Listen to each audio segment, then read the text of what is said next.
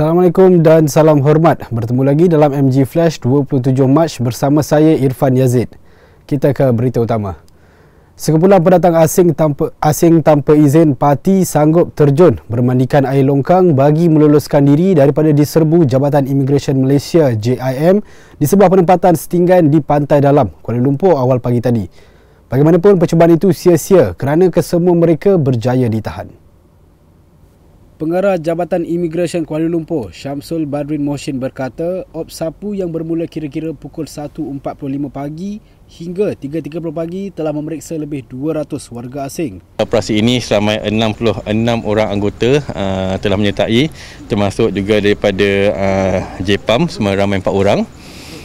Untuk operasi malam ini kita telah memeriksa lebih daripada 200 orang penduduk di kawasan ini.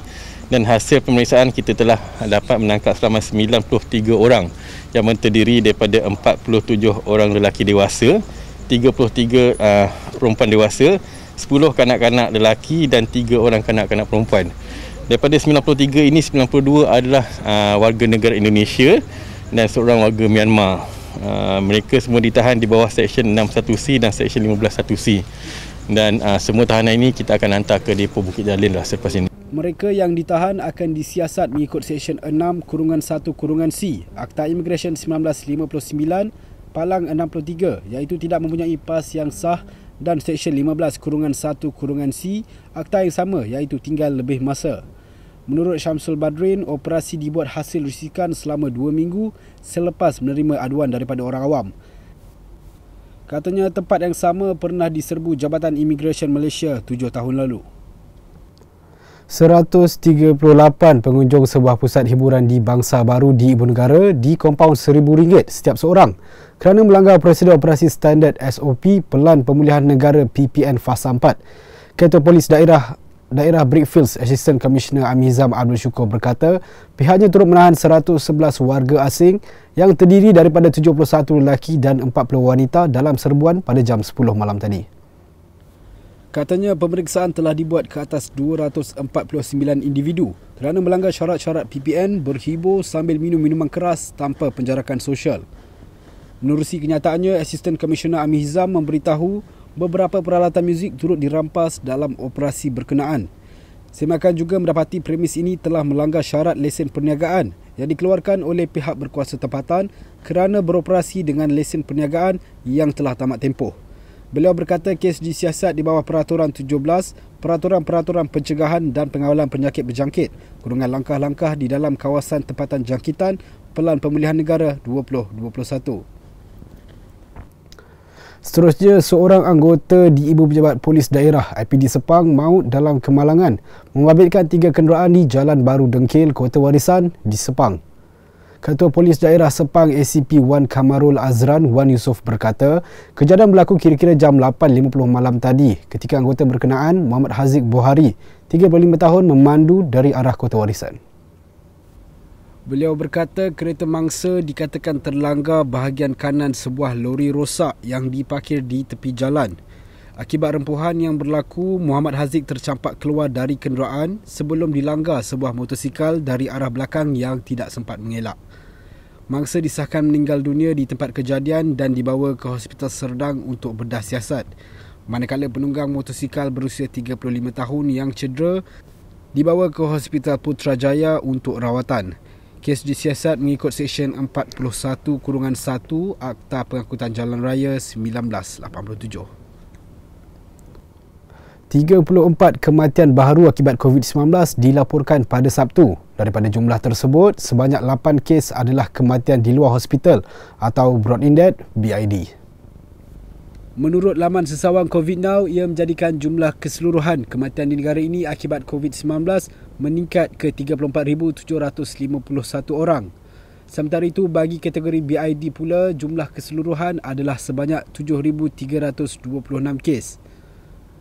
Laporan berkenaan turut memaklumkan bahawa purata sebanyak 23 orang daripada sejuta populasi kematian akibat COVID-19 di negara ini direkodkan bagi tempoh 2 minggu lepas.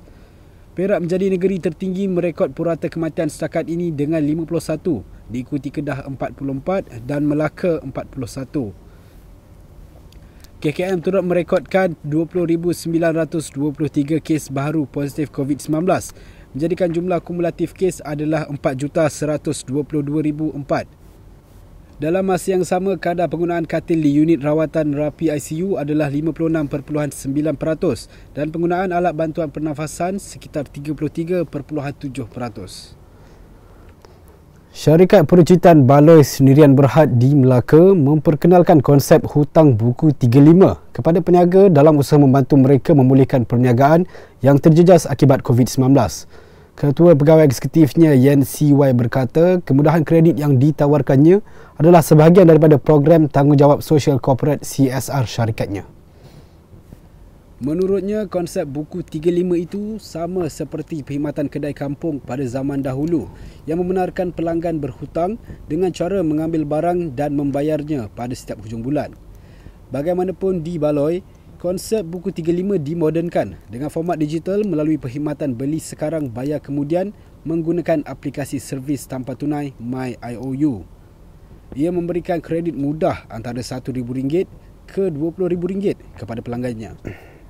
Menerusi MyIOU, pemohon hanya perlu memuat turun aplikasi itu di telefon bimbit mereka sebelum melengkapkan butiran dikehendaki, dan jika memenuhi semua syarat, kredit minimum RM1,000 akan dimasukkan dalam masa 30 minit ke 1 jam.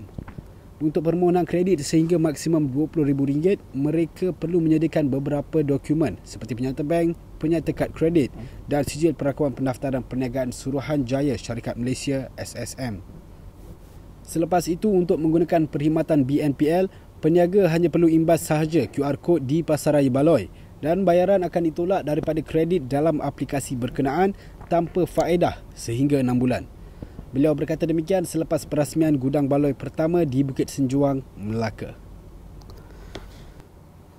Kumpulan pemberontak Houthi di Yaman mengumumkan gencatan senjata selama 3 hari dan membayangkan kemungkinan gencatan sepenuhnya jika Pakatan yang diketuai Riyadh menghentikan serangan ke atas negara itu.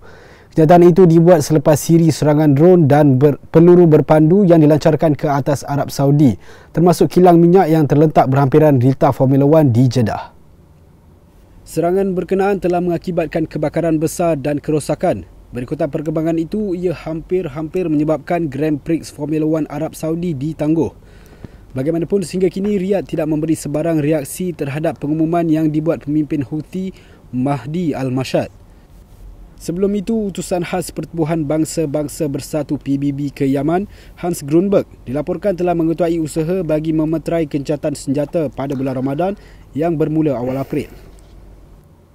Sekian dahulu MG Flash buat masa ini. Teruskan bersama kami untuk mengikuti perkembangan dari semasa ke semasa.